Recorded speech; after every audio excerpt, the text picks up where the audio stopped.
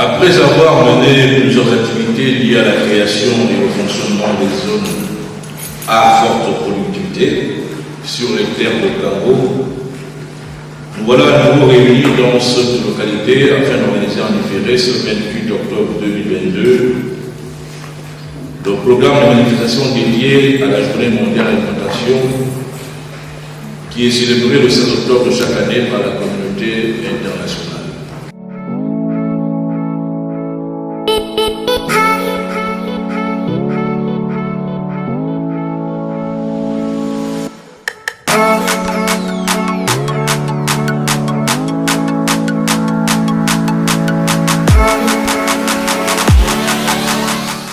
À l'issue de cette remise, c'est un sentiment de fierté d'être retenu parmi le nombre d'adhésions que nous avions fait. Ça fait des années que le Gabonais cherche à avoir de l'espace pour l'exploitation.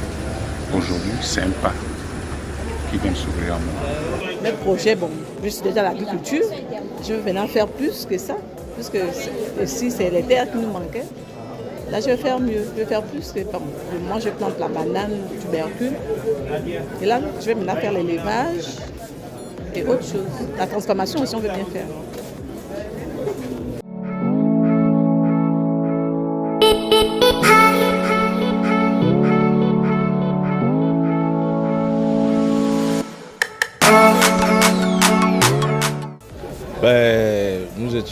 Nous sommes ici à Kango pour simplement fêter en différé la Journée mondiale de l'alimentation. Nous avons choisi Kango pourquoi?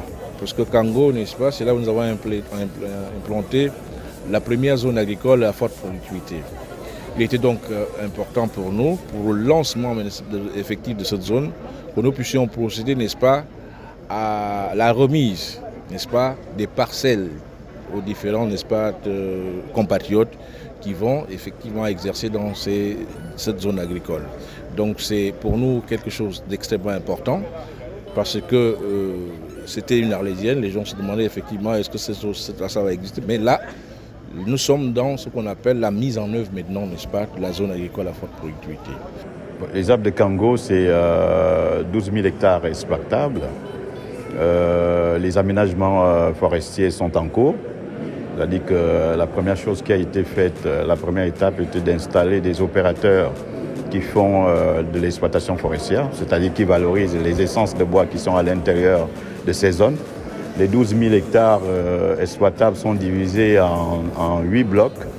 Et 8 blocs, sur les 8 blocs, 9 entreprises travaillent à l'intérieur.